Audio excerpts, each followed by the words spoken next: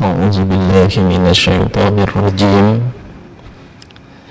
بسم الله الرحمن الرحيم السلام عليكم ورحمة الله وبركاته الحمد لله وحده والصلاة والسلام على من لا نبي بعده Allahumma salli wa sallim wa barik ala sayyidina Muhammad wa ala alihi wa ashabihi wa mawalah amma ba'd. Hadratul mukarramin wal muhtaramin, al mukarramat wal muhtaramat, bapak-bapak, ibu-ibu, jamaah Masjid Raya Puri Teluk Jambe, rahimakumullah. Insyaallah kita akan kembali menyimak dan mengambil pelajaran di antaranya dari akhlak baginda Nabi Sallallahu Alaihi Wasallam dalam kehidupan beliau sehari-hari, dalam muasyarah beliau, wabil khusus di dalam keluarga beliau, dan bagaimana juga beliau mengajarkan kebaikan-kebaikan itu kepada para sahabatnya. Karena mudah-mudahan dengan kita sering menyimak, mendengarkan, mengulang-ulang apa yang mungkin hal ini pernah kita dengar di tempat-tempat yang lain atau pernah kita membacanya dalam buku-buku, tidaklah merugi apabila kita kembali mendengarkan dan mengulangi, menyimak sehingga betul-betul tertanam dalam diri kita akhlak yang mulia. Kesempatan malam hari ini kita akan sedikit mendengarkan bagaimana Rasulullah Sallallahu Alaihi Wasallam bermuasyarah, bergaul, dan nasihat beliau kepada para sahabatnya. Di sini dikisahkan, Bismillahirrahmanirrahim, Talabuhu sallallahu alaihi wasallam min Abdullah ibn Amrin radhiyallahu ta'ala anhuma ayyuhsina mu'asyarata jawzatihi. Nasihat baginda Nabi sallallahu alaihi wasallam, permintaan beliau kepada Abdullah bin Amr. Abdullah bin Amr ini anak daripada Amr ibn al-As, Amr ibn al-As. Jadi memang nama Abdullah di masa-masa para sahabat itu sangat banyak, apalagi ketika para sahabat itu mendengar nasihat Rasulullah atau irsyad, petunjuk dari beliau ketika ingin menamakan anak-anaknya, maka Rasulullah mengatakan khairul asma Abdullah wa Abdurrahman. Sebaik-baik nama itu adalah Abdullah dan Abdurrahman. Maka kebanyakan para sahabat di waktu itu ketika memiliki anak laki-laki, maka banyak sekali yang anaknya dinamakan Abdullah.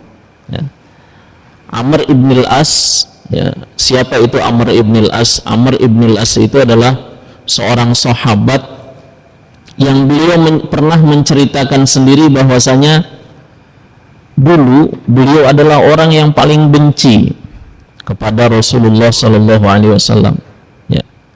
Bahkan beliau katakan, wa uridu ayyaqtulan nabi sallallahu alaihi wasallam, an aqtulan nabi sallallahu alaihi wasallam, dan aku di waktu itu ingin membunuh Rasulullah sallallahu alaihi wasallam. Namun kemudian dengan hidayah dari Allah Subhanahu wa taala akhirnya Amr bin As itu masuk Islam. Ya. Amr bin As kemudian ini punya ayah namanya Al-As bin Wa'il. Itu juga sama, musuh, ya, termasuk musyrikin Makkah dan yang sangat memusuhi Rasulullah Sallallahu Alaihi Wasallam. Ya, turun ke anaknya, tapi ternyata Allah berikan hidayah kepada Amr bin As. Nah, Amr bin As, ya, juga termasuk orang yang mengikuti berbagai macam ma'rikah atau, ya, peperangan, sampai beliau di zaman Sayyidina Umar itu pernah, ya, memimpin pasukan untuk menaklukkan Iskandariyah, menaklukkan Mesir. Ya. Dalam satu cerita ada kebiasaan buruk, ya, orang Mesir, bangsa Kipti di waktu itu, kalau sungai Nil itu surut airnya, ya, maka kebiasaannya adalah mempersembahkan persembahan seorang wanita gadis, ya. Nah, kemudian nanti akan mengalir lagi. Maka akhirnya Sayyidina Amr bin As mengatakan, ini nggak bisa, ini kesyirikan.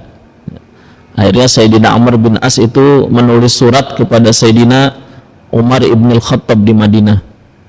Maka Sayyidina Umar bin Khattab kemudian menulis surat, dan tolong sampaikan kepada Amr bin As, ketika sampai surat saya ke sana, maka, ya, lemparkan kepada sungai Nil. Apa isi daripada suratnya Sayyidina Umar? Nah, ini Sayyidina Umar hanya katakan, wahai Nil, apabila engkau mengalir karena Allah, maka mengalirlah.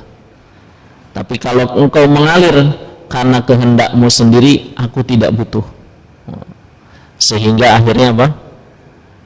Sungai Nil terus mengalir sampai sekarang, tidak pernah surut lagi. Tentunya ini adalah karena hubungan Sayyidina Umar ibn al-Khattab yang sangat dekat kepada Allah Ta'ala. Ya. Sampai-sampai, ya, ketika beliau dengan penuh keyakinan kepada Allah, ya, maka sungai Nil, ya, telah kembali dialirkan oleh Allah Subhanahu wa Ta'ala sampai sekarang. Tidak pernah lagi ada keburukan yang pernah dilakukan seperti dulu. Nah, Amr bin As pernah menjadi pemimpin pasukan sampai ke Mesir. Nah, punya anak, dikasih namanya Abdullah, sehingga dikenal dengan Abdullah bin Amr. Ada lagi, Sayyidina Umar ibn al-Khattab juga punya anak, anaknya juga dinamai Abdullah, sehingga dikenal dengan Abdullah bin Umar ibn al-Khattab. Nah, sering dikenal namanya dengan Ibnu Umar. Ya. Sayyidina Abbas, paman baginda Nabi SAW, punya anak, dinamai anaknya Abdullah, ya, sehingga disebut Ibnu Abbas atau Abdullah ibni Abbas radhiyallahu taala anhuma, ya, yang didoakan oleh baginda Nabi, ya, Allahumma faqihhu fid din wa 'allimhu ta'wil. Ya Allah, berikanlah Abdullah bin Abbas kepahaman dalam agama, faqih, ya, yakni kepahaman yang mendalam, wa 'allimhu ta'wil, dan ajarkanlah kepada dia ilmu tafsir. Maka doa Rasulullah ini menjadi kenyataan, sehingga Abdullah bin Abbas menjadi imamul mufassirin, pemimpinnya para ahli tafsir. Ya. Doa baginda Nabi SAW kepada siapa? Kepada Sayyidina Abdullah bin Abbas. Ada lagi Sayyidina Zubair ibn al-Awwam, ya. Sayyidina Zubair ibn al-Awwam itu adalah suami daripada Asma binti Abi Bakar. Kemudian nanti punya anak namanya Abdullah bin Zubair. Nah, Nih Abdullah bin Zubair, ya, beliau juga adalah seorang pemberani, ya, seorang yang luar biasa, ya, keberaniannya dalam memperjuangkan agama. Ya, jadi Sayyidina Zubair ibn al-Awwam punya anak dikasih nama Abdullah, jadi Abdullah bin Zubair. Banyak sekali anak-anak sahabat yang dinamai dengan Abdullah, ya. Kemudian ada juga yang dinamai dengan Abdurrahman, bahkan ada sahabat yang namanya Abdurrahman. Sayyidina Abu Hurairah namanya adalah Abdurrahman bin Sakhr, ya, Al-Yamani, beliau dari Yaman, ya, dan beberapa sahabat-sahabat yang lain, ya. Ada lagi Abdullah bin Sa'ad bin Abi Waqqas, ada, ya. Jadi memang nama Abdullah ini kemudian sangat banyak dijadikan nama oleh para sahabat untuk anak-anak mereka, ya. Nah, ini Abdullah bin Amr, ya, berarti anak daripada Amr ibn al-As, diminta oleh Rasulullah untuk, ya, memperbaiki atau memperbagus pergaulan dengan istrinya, ya, memperbagus hubungan baik dengan istrinya. Wa akhraja Abu Nu'aimin fil Hilyah, ya, an Abdullah bin Amr radhiyallahu ta'ala anhuma qala jawazani abi imra'atan min Quraisyin falamma dakhalat alayya ja'altu la anhashulaha mimma bi minal quwwati 'alal ibadati minas shaumi was salati. Faja'a Amr ibn al-As ila kannatihi hatta dakhala 'alaiha faqala laha kaifa wajadti ba'laki? Qalat khairur rijali aw ka khairil ba'ulati min rajulin lam yufattish lana kanafan wa lam yaqrib lana firashan, ya. Fa'aqbala alayya fa'adhamani wa addani bilisanihi faqala ankahtuka imra'atan min Quraisyin dhata hasabin fa'adaltaha wa fa'alta. Thumman talaqa ila nabi sallallahu alaihi wasallam fashakani fa arsala ilayya an-nabiy sallallahu alaihi wasallam fa ataituhu faqala li atasumun nahara qultu na'am qala afatakumul laila qultu na'am qala walakinni asumu wa uftiru wa usalli wa anamu wa amussun nisaa faman raghiba an sunnati falaysa minni, ya. Summa qala ila akhirih. Nah, jadi ceritanya, nah, ini langsung diceritakan oleh Abdullah bin Amr. Jadi riwayatnya Imam Abu Nu'aim dalam kitab Al-Hilyah, ada satu riwayat dari Abdullah bin Amr Ibn al-As radhiyallahu ta'ala anhuma. Dia cerita, ayahku itu menikahkanku dengan seorang wanita dari Quraisy, ya. Siapa namanya? Yakni Ummu Muhammad binti Mahmiyah bin Jaz', ya, halifu Quraisyin, seorang pembesar Quraisy, anak dari seorang pembesar Quraisy. Falamma dakhalat alayya, jadi biasanya kalau setelah menikah, ya, itu pengantin wanita diantar, ya, oleh orang tuanya atau oleh keluarganya kemana? Untuk berjumpa dengan pengantin pria. Nah, diantar oleh ayahnya, oleh keluarganya. Maka ketika sudah diantar masuk dalam rumah, nah, faja'altu la anhashulaha, ya.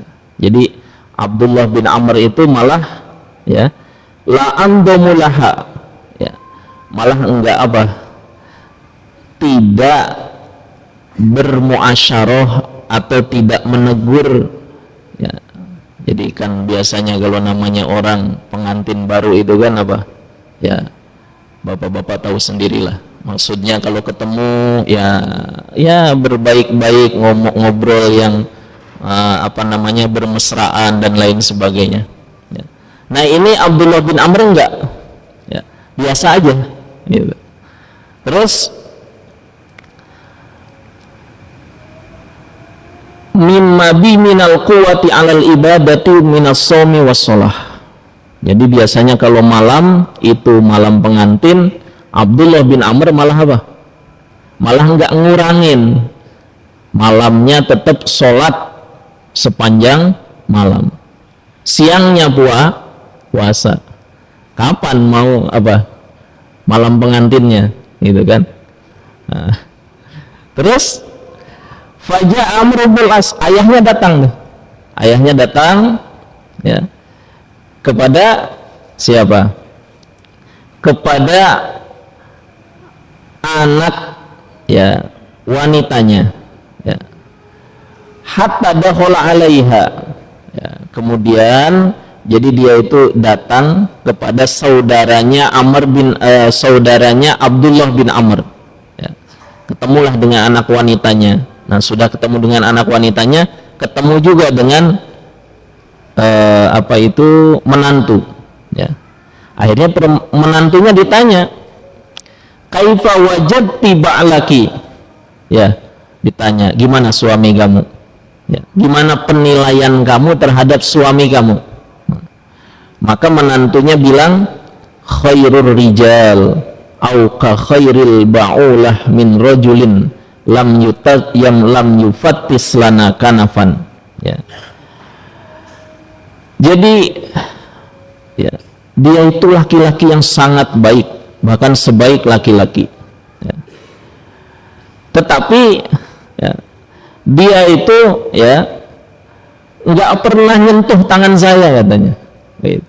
Belum pernah menyentuh tangan saya, ya. Terus walam yaqrub lana firasan, belum pernah tidur dekat saya, kata istrinya, ya. Karena apa? Ya tadi malamnya sholat sunnah, siangnya puasa. Fa'aqbala alayya, akhirnya Amr bin As mendengar cerita menantunya, didatangi itu anaknya Abdullah bin Amr, ya, didatangi. Fa'aqbala alayya fa'adhamani, ya, kemudian didatangkan.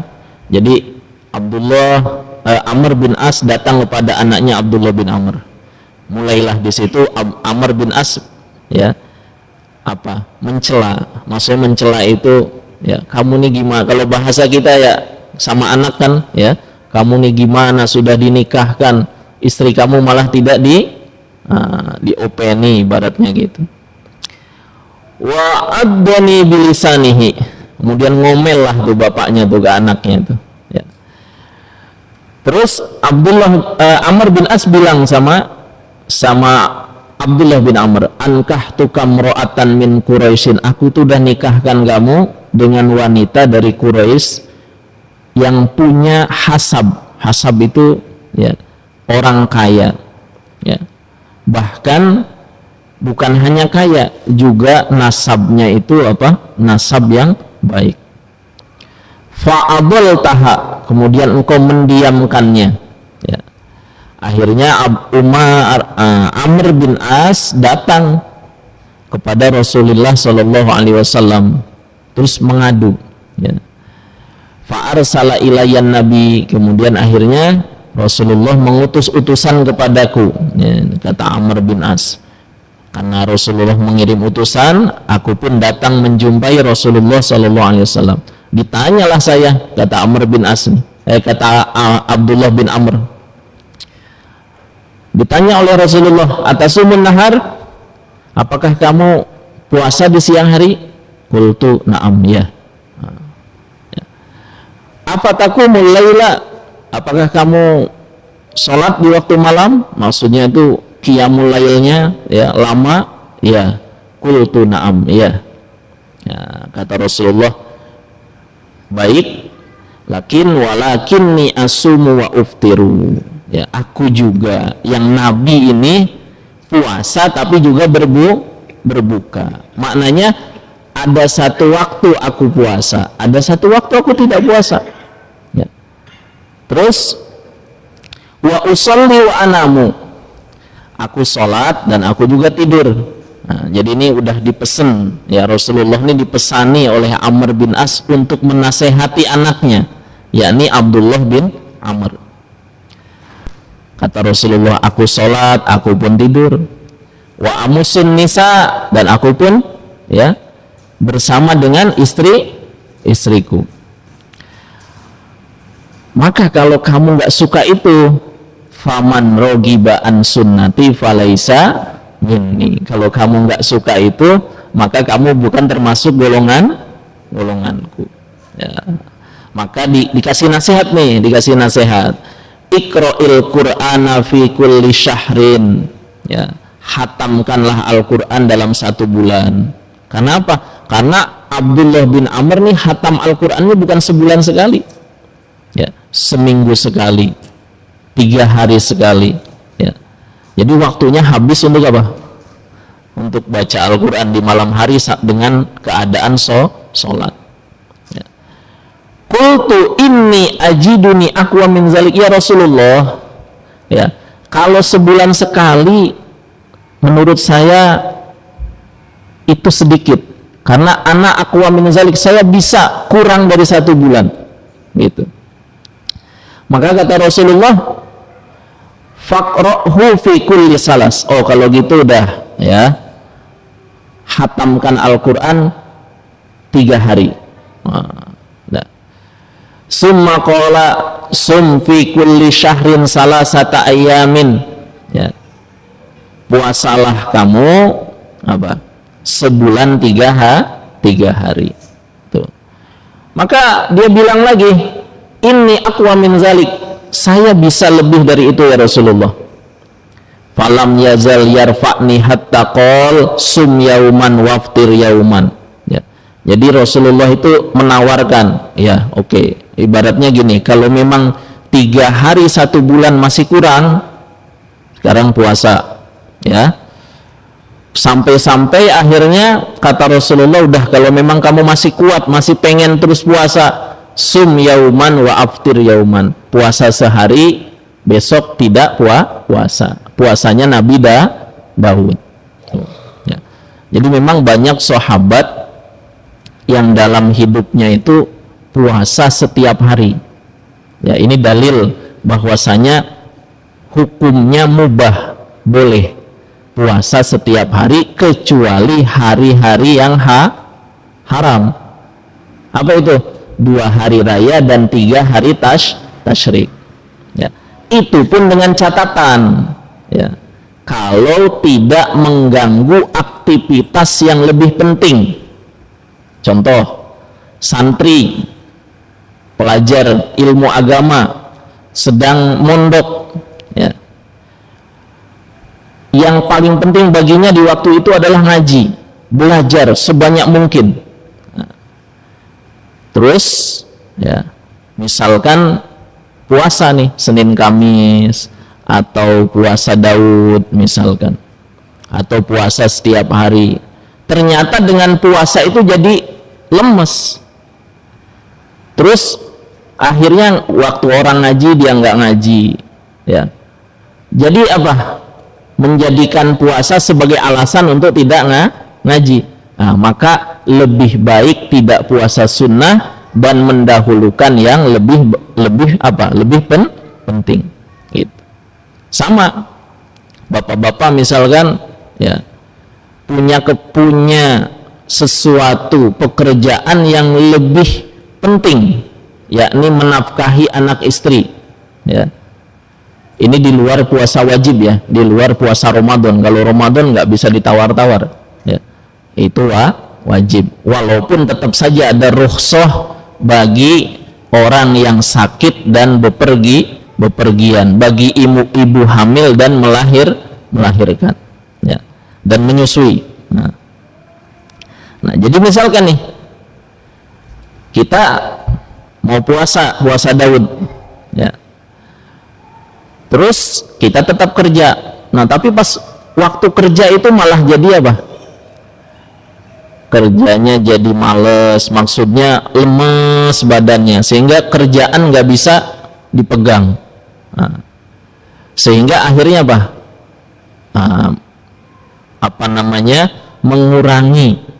mengurangi kesemangatan kita di dalam menunaikan kewajiban untuk mencari nafkah. Maka mencari nafkah, ya, tidak puasa sunnahnya itu lebih baik. Tapi kalau memang bisa puasa dan tidak mengurangi, kerjanya tetap semangat, ibadahnya tetap semangat, ya monggo dilanjutkan puasanya, gitu ya. Nah, jadi prioritas. Jadi ketika tidak mengganggu hal-hal yang lebih penting, puasa sunnah itu, ya, mau sehari sekali, maksudnya sehari puasa sehari berbuka, itu silahkan, ya. Dan Sayyidatuna Aisyah sepeninggal wafatnya Rasulullah, beliau hampir setiap hari itu berpuasa, hampir setiap hari berpuasa, ya. Dan Sayyidatuna Aisyah, padahal beliau itu, ya, Ummul Mukminin, kemudian punya tunjangan dari negara, dari Baitul Mal, setiap bulan 12.000 dirham, ya. Tetapi kalau giliran pembagian tunjangan, pagi diberikan, sore sudah habis, ya. Nah, itu Sayyidatuna Aisyah. Jadi dibagi nih, pagi hari 12.000, datang utusan Baitul Mal memberikan 12.000 dirham kepada Sayyidatuna Aisyah. Sore hari sebelum maghrib sudah habis. Diapakan? Bukan buat poya-poya, tetapi buat menyantuni, ya, fakir miskin, anak yatim. Nah, sampai satu waktu yang membagi-bagikannya ini adalah pelayannya, dibagi. Waktu itu Sayyidatuna Aisyah sedang puasa. Nah, pas waktu buka, kata pelayannya nih, andaikan tadi uang disisakan sedikit saja, kita bisa buka dengan makanan yang enak. Kata Sayyidatuna Aisyah, ya kenapa kamu nggak bilang tadi, udah nggak usah dipermasalahkan, ibaratnya gitu, ya. Nah itu Masya Allah, ya. Jadi Sayyidatuna Aisyah itu seperti itu puasa, ya. Dan beliau memang bahkan beliau mengatakan seperti ini, bid'ah yang paling pertama ada setelah Rasulullah wafat itu makan lebih dari 1 kali sehari, gitu. Kita kena bid'ah semua kalau begitu, ya. Ya, ya kan, kita makan sehari berapa kali, ya, kalau belum kenyang belum berhenti, ya. Tapi Masya Allah, ya, para sahabat, bukan hanya sahabiyah, istri-istri para sahabat dan juga istri baginda Nabi SAW, padahal dalam masa-masa setelah Rasulullah itu masa-masa banyak uang, banyak harta, ya. Sahabat itu punya tanah hektaran, ya, punya kambing domba itu bukan 100-200, ribuan. Sayyidina Al-Hasan, Sayyidina Al-Husain satu waktu saja dalam satu hari pernah sedekah 1000 ekor kambing.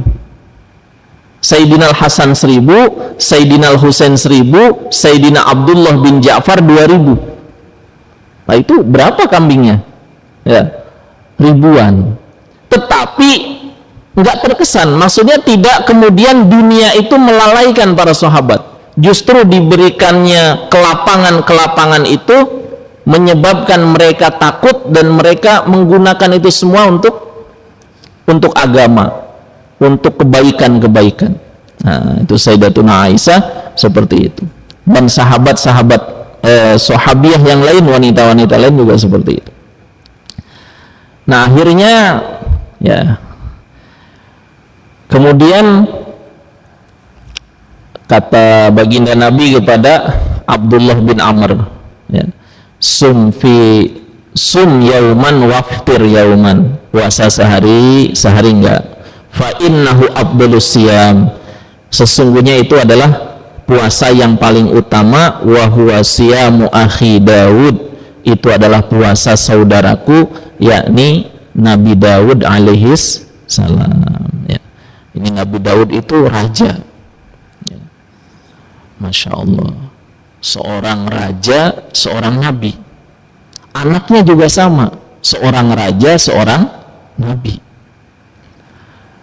Sampai Nabi Daud alaihi salam itu, ya, padahal sudah jadi raja, ya, tapi pernah kemudian, ya, beliau dikoreksi, ya, dikoreksi apa? Bahwasanya Nabi Daud ini, ya, alangkah baiknya kalau punya pekerjaan, gitu.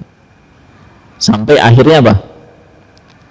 Beliau diberikan kemudahan, mukjizat oleh Allah, yakni wa ulinal hadida li Daud, dilembutkan besi bagi Nabi Daud alaihi salam. Dalam surah Al-Hadid itu ada cerita tentang Nabi Daud, bagaimana Nabi Daud diberikan mukjizat bisa melunakkan besi dengan tangannya, ya, nggak usah ditempa, cukup dia dipegang, dibentuk-bentuk oleh beliau, jadilah baju besi, gitu.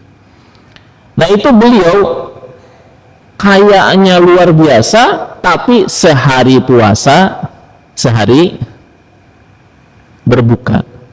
Kalau kita kan kadang enggak, kita nih kalau lagi susah puasa, ya, tirakat, kadang suka dibilangnya tirakat, hemat, gitu kan.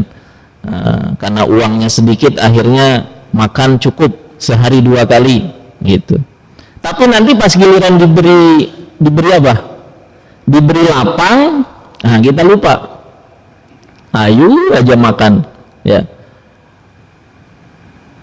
Nah kalau Nabi Daud enggak, ya, tetap saja pola kesederhanaannya itu, zuhudnya ada, tapi hartanya dia gunakan untuk berjuang di jalan Allah Ta'ala.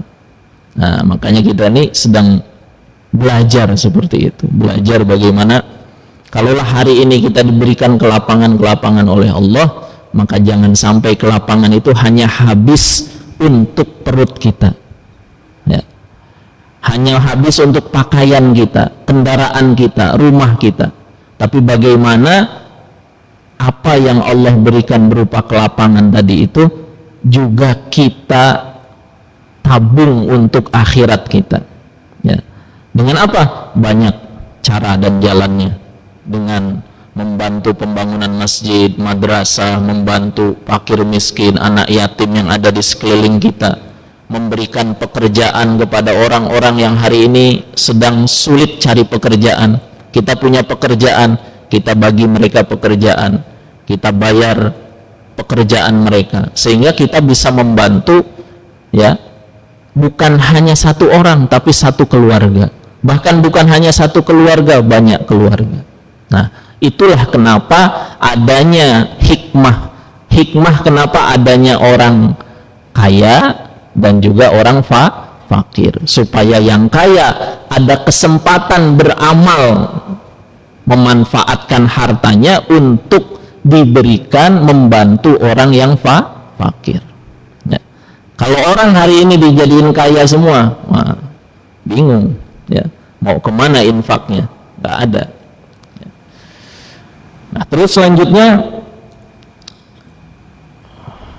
wa qala Husainun fi hadisih, summa qala an-nabiy sallallahu alaihi wasallam, inna likulli abidin syirratan wa inna likulli syirratin fatratan, fa imma ila sunnatin wa imma ila bid'atin, ya, nasyatan wa rogbatan, ya. Jadi seorang hamba, seseorang ahli ibadah itu, nah ini makanya ini sebagai satu warning, ya, kita ibadah tapi kita juga harus berilmu, karena disebutkan di sini inna likulli abidin syiratan, orang ahli ibadah itu punya nasyat, punya semangat. Wa inna likulli syirratin fatratan, dan bagi semangat itu ya ada rasa malas gitu ya. Fa imma ila sunnatin wa imma ila bid'atin, ada kalanya mengikuti sunnah, ada kalanya malah mengikuti bid'ah. Faman kanat fatratuhu illa sunnatin faqadih tada. Nah, kalau orang itu misalkan ya tidak mengerjakannya sesuatu itu karena menjalankan aturan, maka dia dapat petunjuk gitu. Nah, ini disebut futur. Futur itu rasa malas yang kadang menimpa seseorang ya.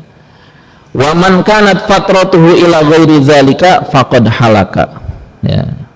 Jadi kalau orang itu malasnya ya, kemudian untuk tidak mengerjakan kebaikan-kebaikan, maka dia akan celaka ya. Intinya di sini adalah walaupun kita setiap hari itu berusaha untuk menambah ibadah kita, baik sholat sunnah, baik zikir, baca Al-Quran, tapi juga jangan sampai kita tidak bergaul dengan baik dengan istri kita. Jadi istri tetap perlu disapa, perlu disayang, perlu ditanya kabarnya dan lain sebagainya. Perlu juga diajak untuk jalan-jalan ya. Nah, maksudnya apa? Ya, jangan sampai misalkan ya istri hanya berkutat dalam rumah di dapur. Nah, terus kita suami tidak memperhatikan keadaan istri ya. Itu saja, mudah-mudahan Allah Subhanahu wa taala memberikan kita kefahaman. Mohon maaf atas segala kekurangan. Billahi taufik wal hidayah wal afwa minkum. Assalamualaikum warahmatullahi wabarakatuh. Waalaikumsalam warahmatullahi wabarakatuh.